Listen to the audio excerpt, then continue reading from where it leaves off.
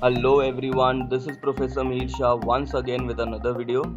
In this video, we are going to be learning about the evolution of the international monetary system. So let us see how the evolution started off.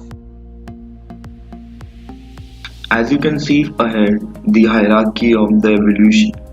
Okay, so the international monetary system started with bimetallism, that is before 1875. Then from 1875 to 1914, we had the classical gold standard. Thereafter, from 1915 to 1944, we had the interwar period. Then from 1945 to 1972, we had the Bretton Woods system. And thereafter, the flexible exchange rate regime, that was from the year 1973 till the present.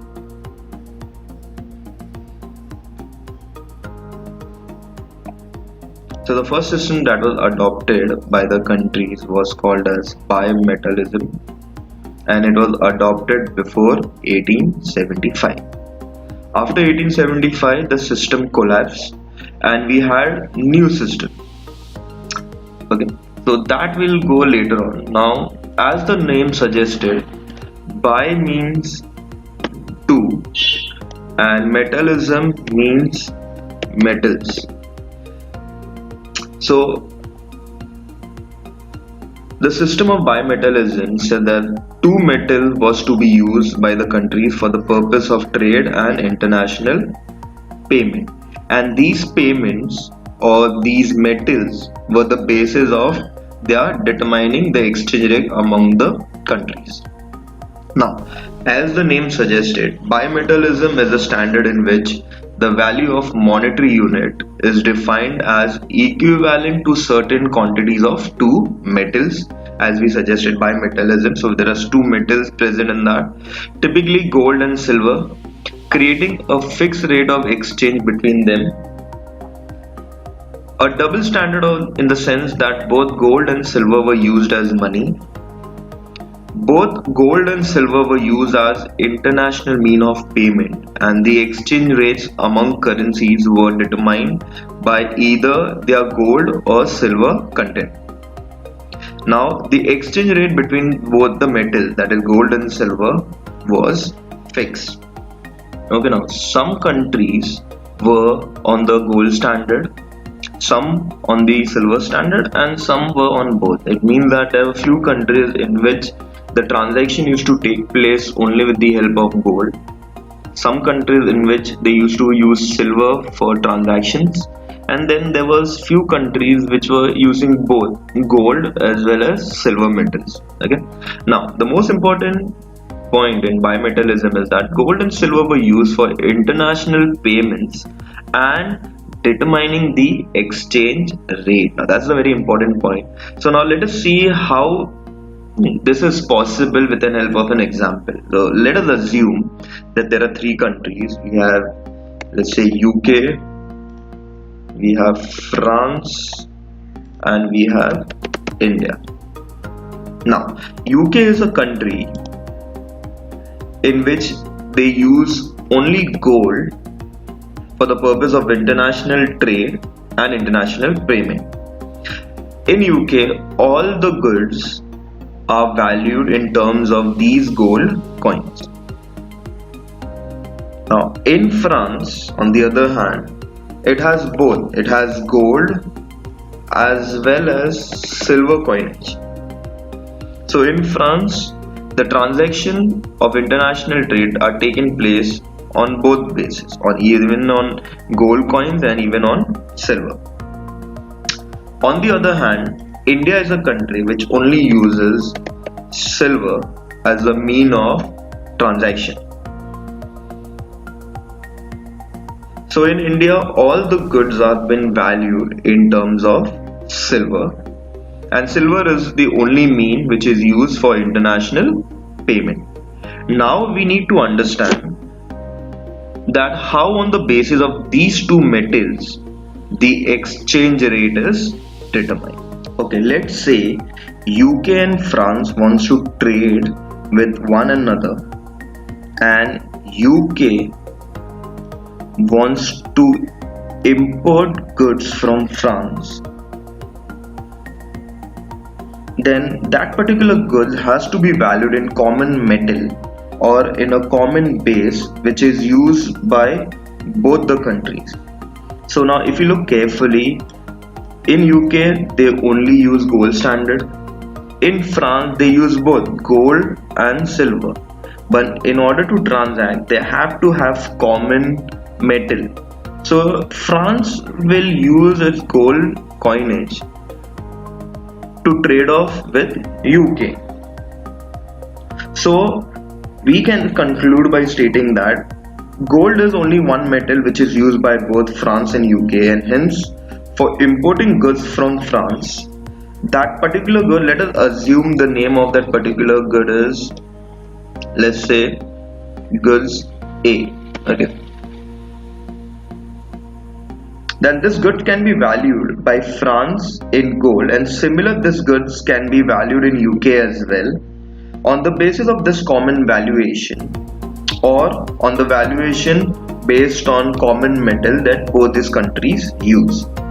Now the countries can decide what amount is UK required to be paid to France for importing the product A from France.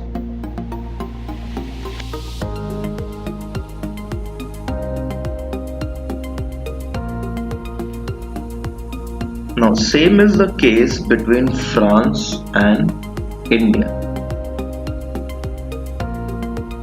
If France wants to import certain goods from India, both of them use silver as a currency. Now if France wants to import, let's say, product A from India, then France can value this commodity in terms of silver. And the same is the case with India, because India also has only silver coins and India can value that commodity in terms of silver, and hence by this common valuation or by the help of this common metal, both the countries can trade and determine the exchange rate between their own currency. However,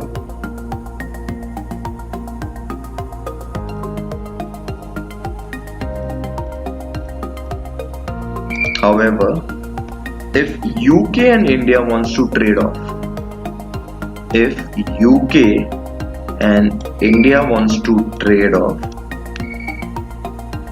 it would be a little difficult for them, because where on one hand UK uses only gold, on the other India only uses silver as a metal for valuation of goods.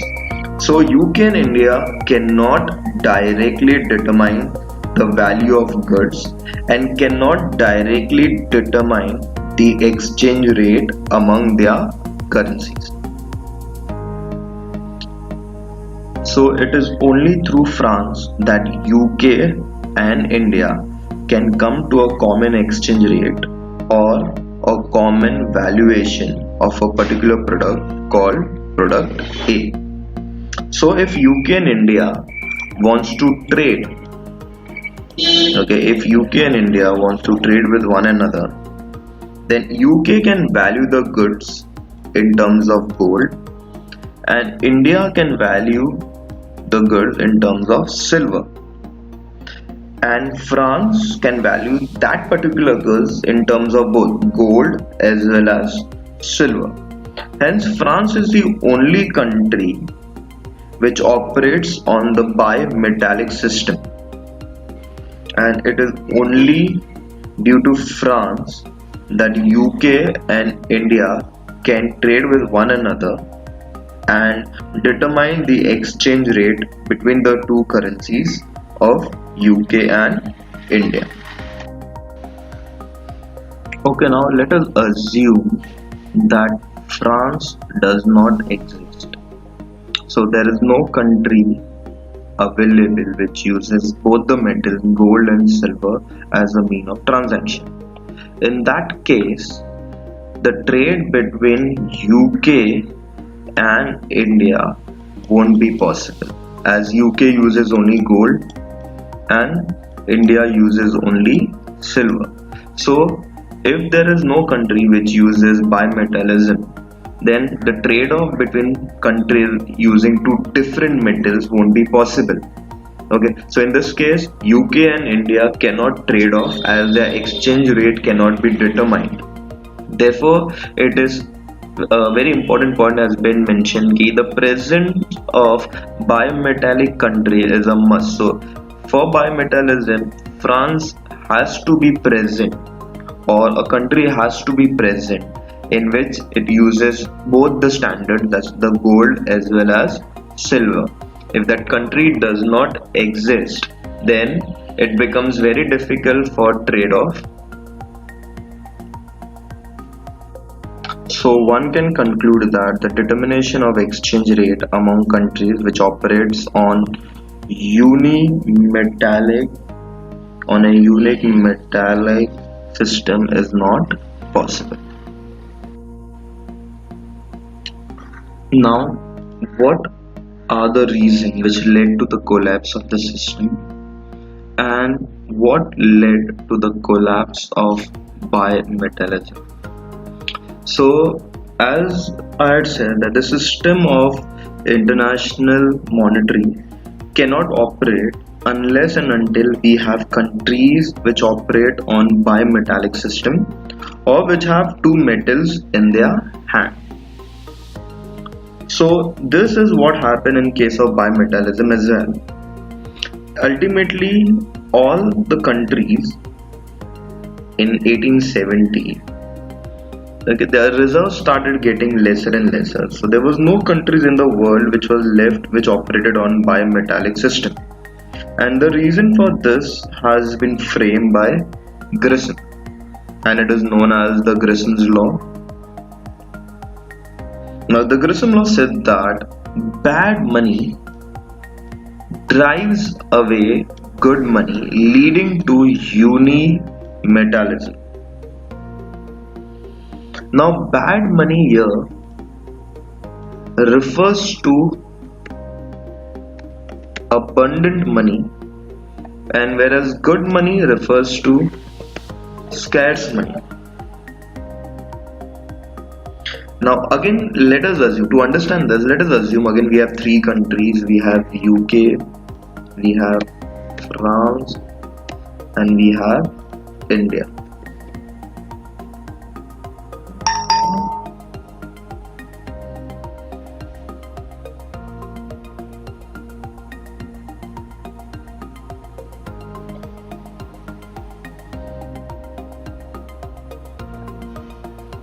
So now let us assume that France exists in the world and it uses both gold and silver for international payment and for determining the value of goods as well as the exchange rate. Now France over a period of time realized that it has, let's say, a lot of gold mines, and it discovered a lot of new gold mines. So since it has discovered a lot of gold, it has more of gold. Okay, it has more of gold as compared to silver. So as compared to silver, gold is abundantly available in France.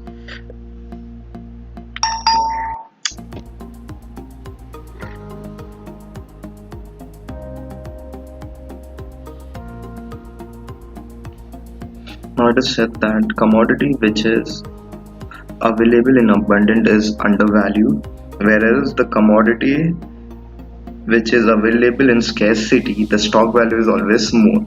The same thing happened with France. The citizens of France realized that they had more gold metal or more gold coins as compared to silver coins. They started using gold coins more frequently and in larger quantities for the purpose of trade. So silver coinage was considered to be a scarce, hence it was valued more, and the people started utilizing less and less of silver for the purpose of international payment, because they didn't want took part only with silver, because silver was considered to be more valuable, as a result of which ultimately all the citizens of France and the government of France started using only gold for international payment, and silver was totally out of circulation and only went out of usage by international payment, and as a result of which France converted into a country which used only gold. So in another word, France, like UK and India, became uni-metallic. In some countries the abundant metal was gold, and in some it was silver. So the abundant metal drew away the scarce metal.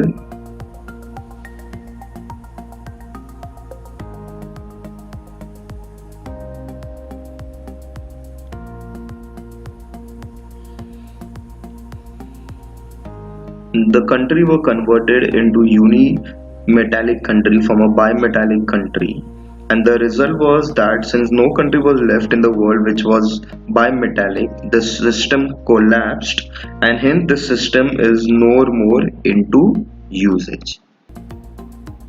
Now the next international monetary system that came about after the collapse of bimetallism was classical gold standard. Now, as the name suggests, the gold standard is a monetary system where a country's currency or paper money has a value directly linked to certain quantities of gold. So your paper money, let's say you want to buy something from country X, so you cannot directly transact with them. So what will you do in this case is you will take your paper money, get it converted into gold, and use that particular gold in order to trade with other countries. Now, a country's capacity to print the money was decided on the basis of gold reserve held by the country. A country that uses the gold standard sets a fixed price for the gold and buys and sells gold at that particular price. Now this point, capacity to print money, it means that you can only print money up to the amount of gold reserve that you have. So more the gold reserve, more will be the capacity to print the money, and vice versa. Last point which I'll mention is that the fixed price is used to determine the value of currency. So gold is fixed, the price of gold is fixed, and that particular price of gold is used to buy and sell the products.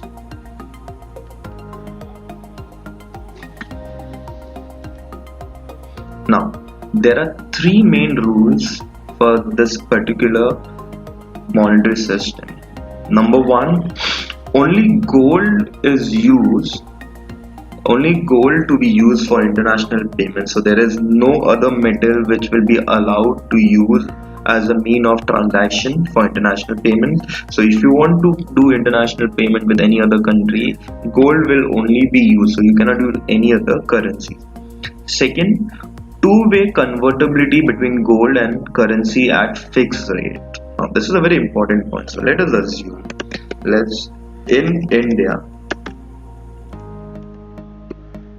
in India, 1 ounce of gold is determined at rupees 30. So it means what? Any person, if you want to buy gold in India, you will have to pay rupees 30 and you will get 1 ounce of gold. So let's say if you want to transact with country X, so you will take your paper money, that is rupees, you will go to any government institution, give them the rupees, the paper money that you have, and they will give you in return gold coin.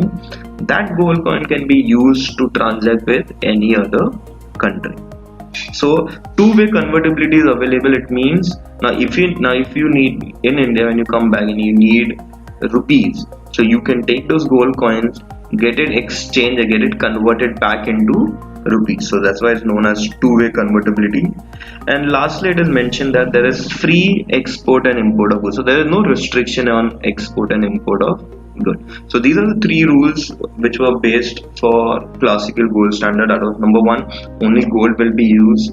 Second, two-way convertibility between gold and currency will be taken place but at a fixed rate. And there is free export and import of goods.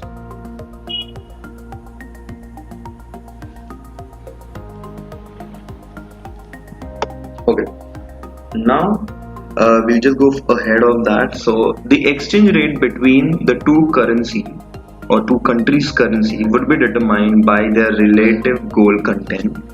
The exchange rate between currencies used to remain fixed. This particular monetary system, it lasted for around 40 years. Okay, now we'll take one example to understand how exchange rate is determined by the relative gold content. So we take an example that if dollar is pegged to gold at USD 30, that is for 1 ounce, and British pound is pegged to gold as 6 pound is equal to 1 ounce of gold, then it must be the case that the exchange rate is determined by the relative gold content, and the exchange rate will be determined as follows. So I can say that the dollar 30 is equal to 6 pound. So when you reduces further, we get an exchange rate stating that 1 pound is equal to 5 USD.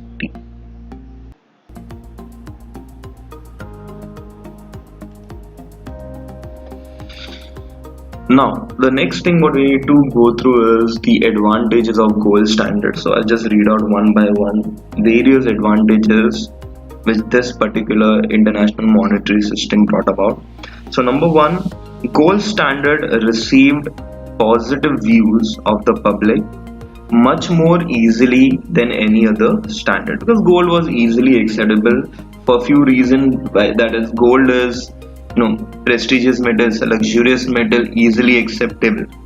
Second, it was an easy system to introduce and operate. Everyone were well aware about gold standard, so it became very simple for countries to operate on this particular system. Gold standard gave stable price level in the country. When the country is on gold standard, currency cannot be overissued. So the amount of gold reserve that you have, only that much of amount of printing of note was possible. So the prices remained stable. Fourth point states that gold standard provides currency which is universally acceptable.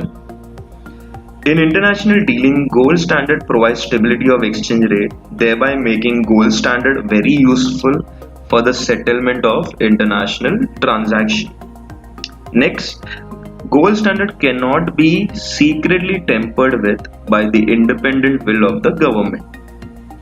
And lastly, the deficit or surplus in balance of payment was automatically brought about into balance by import and export of goods. That is one of the most important advantages that gold standard had.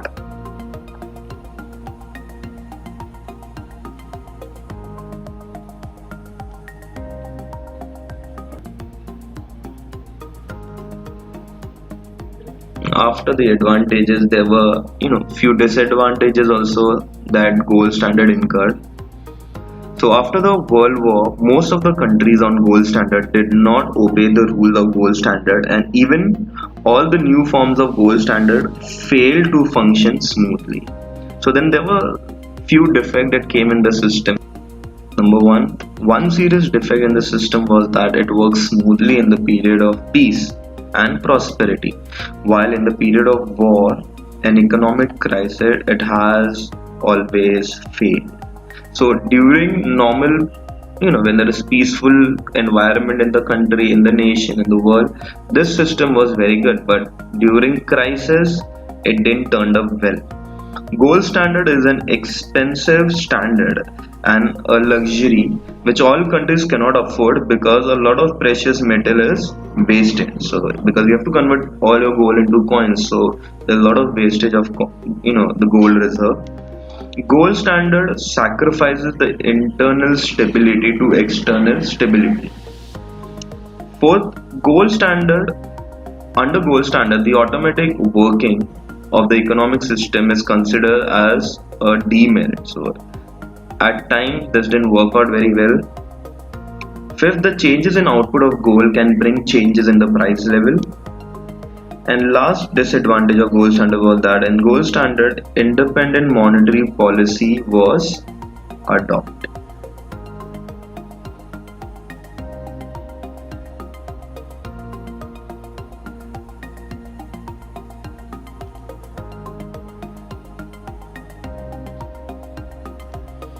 Okay.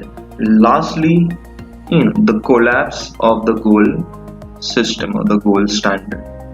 Now, in 1914, at the break of First World War, crushed the first economic order of the world. With the outbreak of the war, normal commercial transaction between the Allies and the Central Powers ceased.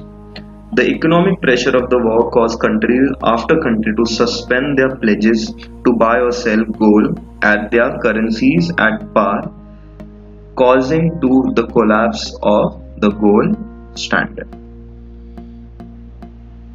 Okay, now the period between 1915 to 1944. In this period, we had two World War, World War One and World War Two.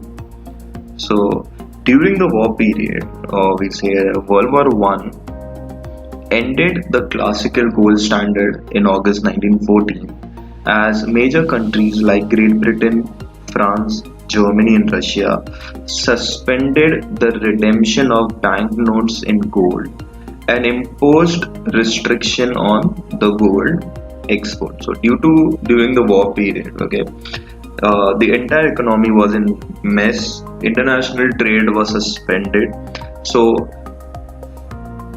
going in line with all the suspension, even gold, the redemption of gold or transaction in gold were suspended.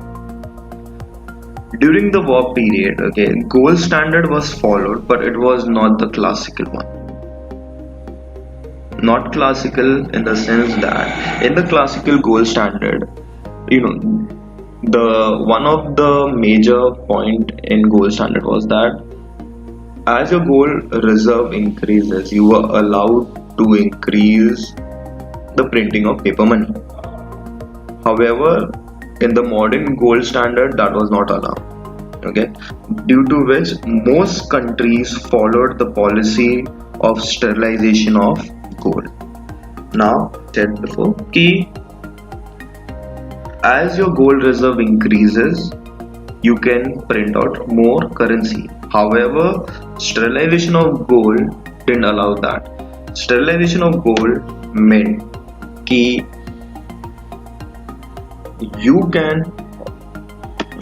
you can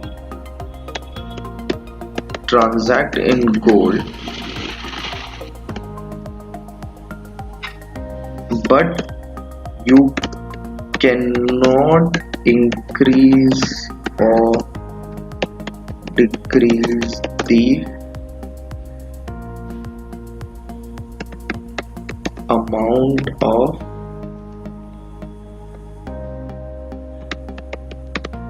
currency in one's country. So sterilization gold hampered the use of gold transaction.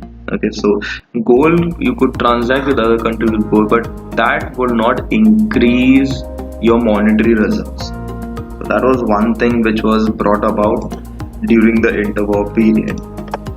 Now, by the end of World War II, gold standard was dead due to competitive devaluation and restriction on export and import of goods. So from the First World War, gold standard, the classical gold standard collapsed and they made a new standard. They made sterilization of gold, but however by the end of the World War II, it was completely restricted. At that time, Britain was one country which had the highest amount of gold reserve with them, but it didn't want it to use basically during the wartime as gold. So Britain made a very big announcement that it suspended its convertibility of gold, and this particular news shocked the entire nation. Okay, it shocked the entire nation.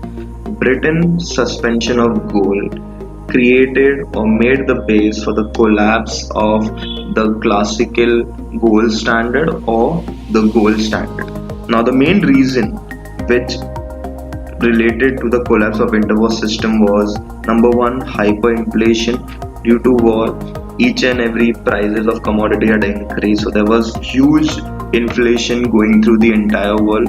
And second, depression and financial crisis. The prices were increasing, but people didn't have the financial strength to support it. So the countries having gold reserve with them suspended their gold transaction, and so countries, they stopped the convertibility or suspended the convertibility of gold, and in this way there was a collapse of the interwar system. Now after the collapse of the gold standard and the interwar period, a new system came into use, which was known as the Bretton Woods system, which was named for a 1944 meeting of 44 nations, which contained 370 delegates all over the world at Bretton Woods, Washington. The purpose of this meeting was to design a post-war international monetary system. The goal was exchange rate stability, which was the main reason after the war, without the gold standard. So they didn't wanted gold at all. The result was the creation of the two major financial institutions, that is IMF and the World Bank. And this was considered as the most remarkable event in the history of the world finance.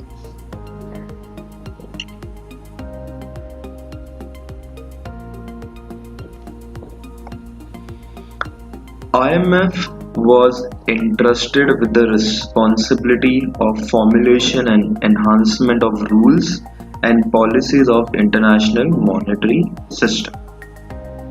IMF was also made responsible for monitoring and managing the exchange rate between currencies.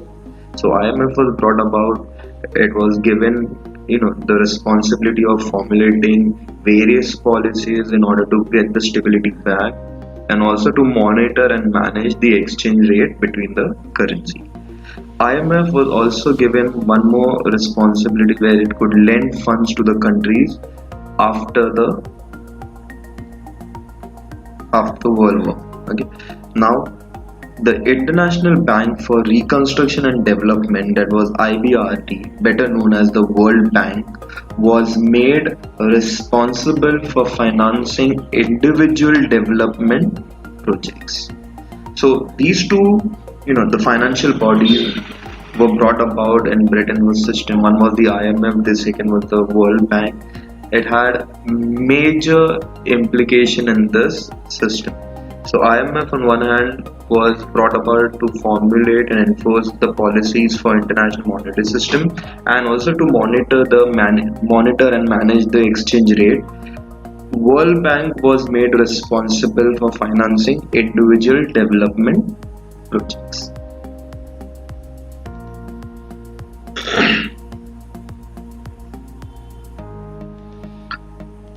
Now let us understand how this thing worked. Before Bretton Woods system, Britain was considered to be one of the most powerful nations as it has a huge amount of gold reserve. However, after the collapse of gold standard, USA was considered as the most powerful nation, and dollar was considered as the most powerful currency. Now, under this particular system, the dollar was pegged against US, and at the start, 1 ounce of gold 1 ounce of gold was pegged at $35. So if you wanted to buy 1 ounce of gold, the cost of it was 35 USD. Now under the system, let's say we have three countries. One is Japan, India, and Britain. Okay, if these countries wanted, to convert or wanted gold, they couldn't directly convert their currencies into gold. If they wanted to do so, they had to first convert it into USD, and then USD will be converted into gold, and they can get gold according to that. So at the start, 1 rupee of India was pegged at $0.2. Now the system was similarly, Japan yen also was converted in that way, and in Britain. At the start, this thing was going very smoothly because a lot of efforts were made in order to get this particular system working. However, due to Triffin paradox, this particular system started to shake and it was near to collapsing. Now, what does this Triffin paradox mean? As it's mentioned here, due to Triffin paradox, which means that the demand on an international currency meant that excess supply would undermine its value. Now, since everything was pegged, all the currency were pegged to US and dollar was only pegged to gold. So if any current country wanted gold, they had to convert their currencies to US, and thereafter they could have done the transaction. So the demand for USD increased. Now, since the demand of USD is increased, US started importing more from these countries, so in order to give them excess of US or the excess of dollars. However, this was possible for a short period of time where US was ready to accept deficit, whereby importing more and exporting the dollars. However, the other countries, they knew, the other countries like India, Japan and Britain, they knew that since the demand of the dollar is increased, US will start printing it more and supplying more. And as we all know, since the supply will increase of a particular currency, it will eventually reduce the value of dollar. So in that case, the Triffin paradox came into picture, where excess supply would determine or undermine the value of dollar. So to stop this, US government came up and it stated that this is it. Dollar cannot be exchanged for gold, and Bretton Woods system came to a collapse. So the US government came up stating that they cannot further go into deficit, and they suspended the pegging of gold to USD.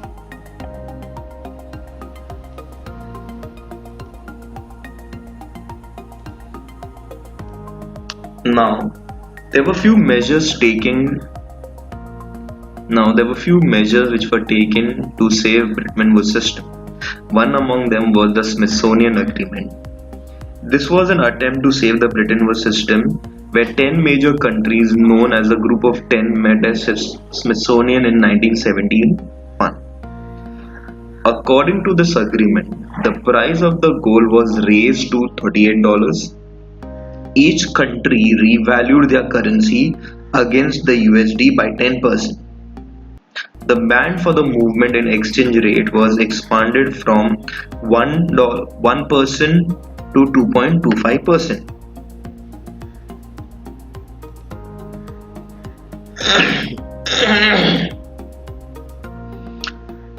The devaluation of US dollar, however, was not sufficient to stabilize the situation. In Feb 1973, the US dollar further came under heavy selling pressure.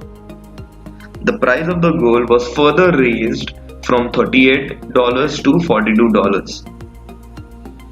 By March 1973, followed by Japanese and European currency, other currencies were allowed to float. This resulted into the collapse of the Bretton Woods system. Okay, now in 1973, after the collapse of the Bretton Woods system, the IMF members met at Jamaica, also known as the Jamaican Agreement, to adopt the flexible exchange rate as international monetary system. Now, flexible exchange rates were declared acceptable to the IMF members.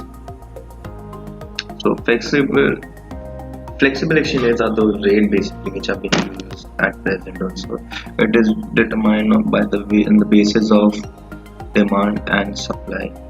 So the central banks were allowed to intervene in the exchange rate markets to pacify unwarranted volatilities, and thereafter, since the acceptance of flexible exchange rate, gold was officially abandoned as an international reserve asset. So after 1973, gold was never used as a mean of transaction. It was never used as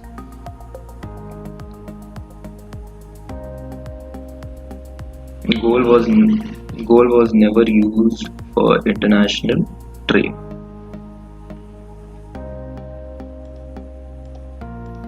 So now to sum it up, okay, the evolution started with bimetallism, where country having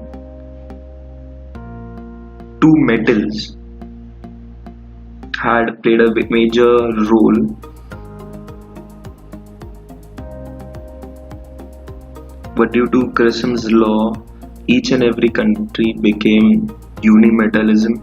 They started becoming unimetallic, and then which gave a rise to classical gold standard. It was a very simple system, everyone followed it also, but the problem was it was only good during peace and prosperity. But once the war started, this particular standard didn't hold good. Then came the interwar period, that is World War I and II, where gold standard, the classical one, was completely abandoned. They had sterilization of gold, but however by the end of World War II, gold standard was completely eradicated. Thereafter came the Bretton Woods system, where gold was pegged to dollars. So any country who wanted gold had to convert their currency into dollars, which could then be further converted into gold.